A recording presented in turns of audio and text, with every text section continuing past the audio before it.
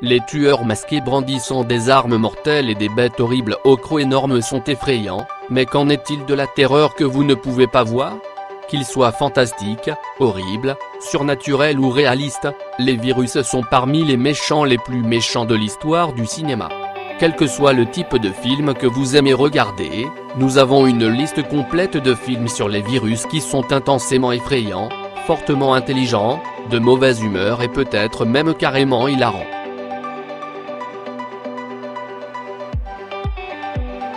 Pour tous les puristes zombies amoureux de Romero, la réinvention par Danny Boyle du monstre du film classique dans 28 jours plus tard était pour le moins ennuyeuse. Que vous considériez ou non les assaillants comme des zombies, quiconque a vu le film sait qu'il est aussi bien fait et créatif objectivement qu'il est subjectivement nerveux et effrayant. Tourné avec un appareil photo numérique qui imprègne le film d'une sensibilité granuleuse dès la première image, 28 jours plus tard n'est pas seulement l'un des films d'horreur les plus éloquents et élégants réalisés au cours des dernières décennies, mais son virus est l'un des plus menaçants de cinéma. 4 semaines après qu'un groupe de militants des droits des animaux a libéré un virus expérimental alors qu'il tentait de libérer des chimpanzés d'une installation d'essai en laboratoire, le messager de vélo Jim se réveille d'un coma pour trouver sa maison de Londres, en Angleterre, apparemment déserte. Trop tôt, il est choqué de découvrir que, bien qu'il y ait des gens encore en vie dans la ville, la plupart d'entre eux sont fortement infectés par une maladie qui les transforme en créatures violentes et horribles.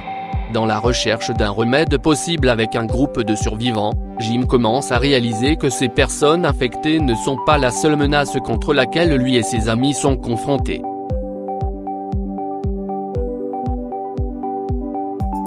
Alors que le monde devient de plus en plus soucieux de l'environnement, Hollywood a trouvé un grand marché pour les films écologiquement centrés, ce qui signifie également de nombreux films d'éco-horreur. Dans la baie, une ville est lentement dévorée par une race de parasites qui ont muté à un degré mortel après avoir été inondés de polluants chimiques lors des célébrations du 4 juillet dans la ville de Claridge, MD. Décrit comme des images du gouvernement confisquées, collectées et divulguées au public, le film entier ressemble à une version plus évoluée et sophistiquée d'un sous-genre d'horreur d'images de plus en plus monotones.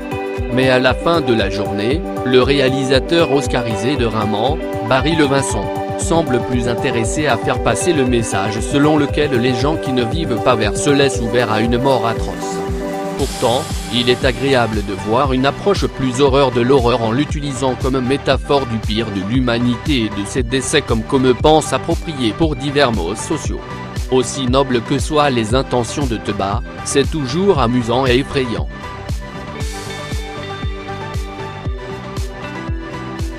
Bien que les virus soient des choses incroyablement effrayantes qui, comme le montre cette liste, font le méchant parfait et terrifiant pour divers films d'horreur, ils sont également très efficaces pour ajouter de la dimension à des thrillers autrement dignes de dormir. Mettant en vedette un creepy pré-Star Trek, les transporteurs sont assez réalistes quant à la façon dont ils montrent un virus contagieux se propageant à travers l'humanité. Mais cela ne signifie pas qu'il manque des occasions de laisser sa pandémie mortelle effrayante comme l'enfer. Après qu'un virus mortel progressant rapidement ravage le monde, les gens sont livrés à eux-mêmes pour survivre. Les frères Briand, avec sa petite amie Bobby, et Danny, avec sa meilleure amie Kat, tentent de se rendre à travers le pays dans un endroit isolé où ils sont presque tous exempts d'infection. Ils ont un ensemble strict de règles dont ils sont convaincus qu'ils les garderont tous en vie et en bonne santé. Mais en voyageant, ils rencontrent un certain nombre d'obstacles qui les poussent au-delà de ce pourquoi ils sont préparés, mentalement et émotionnellement.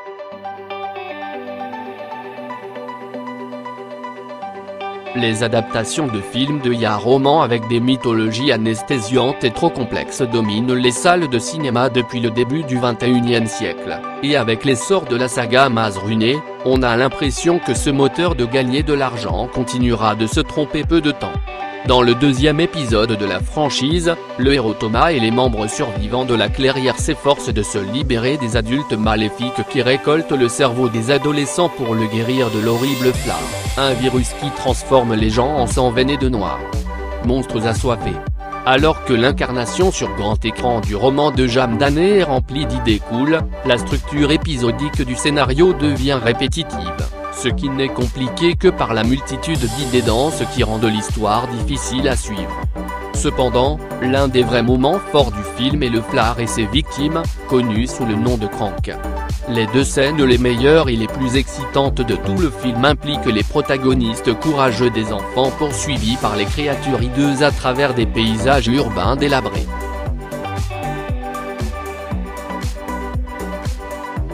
Depuis qu'il est devenu célèbre avec le film porno de torture Ultime Hostel, Eli Roth s'est vraiment fait un nom dans le domaine de l'horreur du cinéma avec son attitude diabolique envers le sang et la violence, qui est rendue plus évidente avec son récent massacre brutal film grossier The Green Inferno. Malheureusement, les gens oublient vite le début propice qu'il a fait remarquer par des gens comme Quentin Tarantino et Peter Jackson.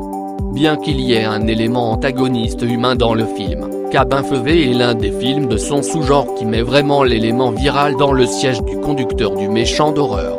Inspiré par sa propre expérience, vraisemblablement moins horrible, de contracter une maladie mangeuse de chair, l'écriture et la réalisation de Roth suivent un groupe d'amis du collège lors d'un voyage de remise des diplômes dans les bois. En train de se lâcher, l'une des filles est infectée par un horrible virus mangeur de chair qui commence lentement à se propager dans le reste du groupe. Tout le film est incroyablement méchant, mais une certaine scène de rasage des jambes suivie d'une attaque de chien est le véritable exemple de la macabre de Cabin Feuvé.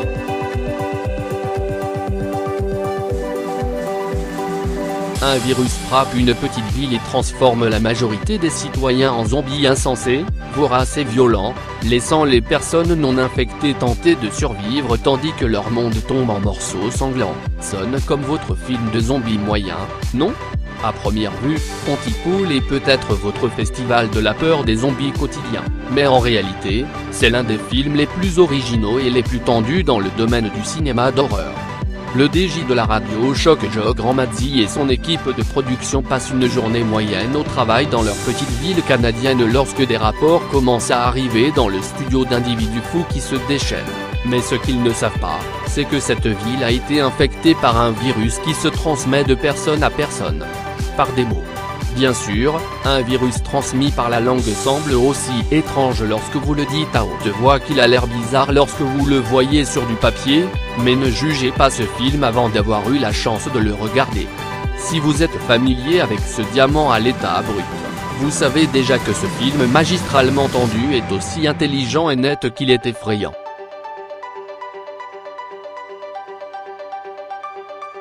Il y a beaucoup de virus zombies sur cette liste, mais aucun n'est aussi manifestement bizarre et hors des sentiers battus que le scénariste-réalisateur de film Larry Cohen, clairement intitulé The Stuff.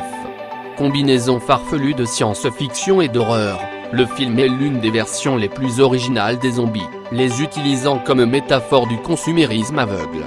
Combinant les mots des films classiques Invasion of the Body Snatcher et The Blob, The Stuff commence par un couple de gars trouvant une substance blanche, gluante et délicieuse qui jaillit du sol.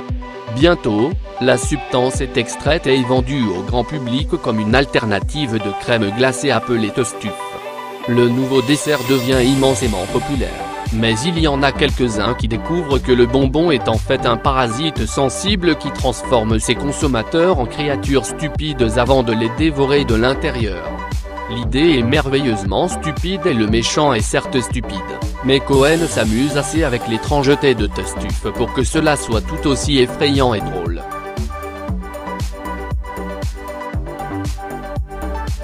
Les cinéastes d'horreur hispaniques accaparent le marché des films d'horreur surnaturels à base religieuse depuis des années avec des champions comme Guillermo del Toro et Giancarlo Fresnadillo, mais la niche est suffisamment petite pour que la plupart des Américains soient enclins à manquer certains des plus petits joyaux cinématographiques de cette catégorie. Après le remake médiocre en anglais Quarantine, la plupart des cinéphiles ne semblaient pas vouloir essayer l'original espagnol, Rec, ce qui est une honte qui pleure énormément. Rec est un excellent exemple de film à petit budget qui conserve tout ce qui rend les séquences d'horreur si excitantes, tout en éliminant la plupart de ses pires clichés. Le film suit une journaliste et son caméraman qui suivent les pompiers pour une histoire. Après avoir répondu à un appel au sujet d'une vieille femme prise au piège dans son appartement, La journaliste, son caméraman, les pompiers et tout le monde dans le bâtiment se font également piéger à l'intérieur. Les choses deviennent terrifiantes quand ils commencent à être attaqués par des locataires qui sont devenus vicieux et commencent à mordre ceux qu'ils voient. Tout en se battant pour leur vie, les derniers vivants découvrent qu'ils sont piégés par des victimes d'un virus qui serait à l'origine de la possession démoniaque.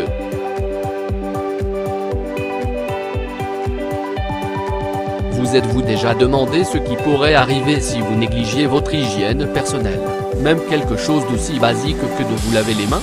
Dans un thriller étoilé réalisé par le lauréat d'un Oscar Steven Soderbergh, Contagion prend l'angle d'un scénario réel suivant le virus mère pseudo-grippal des oiseaux du patient zéro à la pandémie mondiale. Nous arrivons à voir les maladies affectent les gens de différents points de vue dans tous les horizons, des épidémiologistes des CDC et des papas qui travaillent au concierge et journalistes paranoïaques.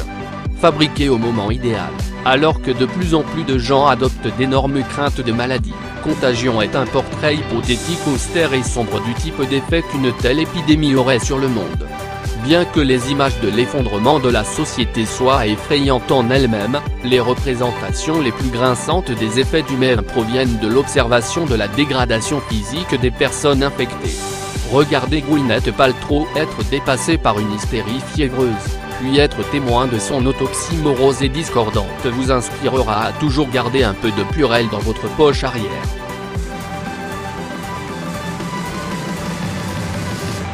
Une femme se réveille après s'être évanouie et trouve sa maison envahie par des soldats. Ce qu'elle ne réalise pas, c'est que sa maison n'est pas du tout une maison, mais une entrée secrète pour une installation secrète d'armes biochimiques souterraines, qui a vu la fuite du virus T, un pathogène qui réanime les cadavres et transforme le promener des cadavres dans des monstres mangeurs de chair. Lors de sa sortie en tant que jeu vidéo, Resident Evil était à la pointe du gameplay d'horreur. Alors que les films adaptés des jeux vidéo sont connus pour être banals et exagérés, cette réinvention et les nombreuses suites qu'elle a engendrées sont l'apogée des films d'action exagérés de Chezefest. Les zombies assoiffés de sang et cracheurs de boue ne sont jamais ennuyeux, peu importe à quel point ils sont implacables ou omniprésents ou quelles espèces ils dépassent. Alice de Milla Jovovich combattant les Doberman zombies est aussi ridicule qu'impressionnant.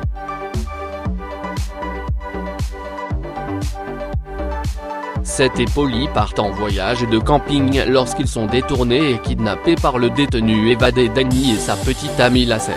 Après avoir eu une crevaison, le groupe s'arrête dans une station-service où Lacey est attaquée et tuée par une horrible créature couverte de pointes noires. Seth, Polly et Danny se réfugient à l'intérieur de la station-service, mais se rendent vite compte de la véritable nature de ce qui les a attaqués quand ils voient que c'est un parasite qui transforme ses victimes en hôtes dangereux et sanguinaires. Avec son budget restreint, Splinter est l'exemple parfait de la façon dont une ingéniosité et une bonne dose de débrouillardise peuvent accomplir des choses merveilleusement horribles.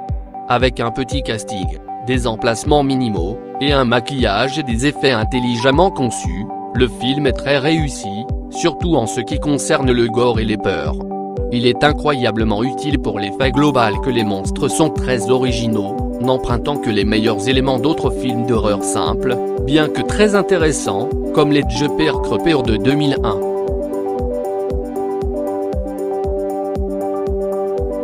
Depuis son enfance, Henry a toujours eu peur des moutons.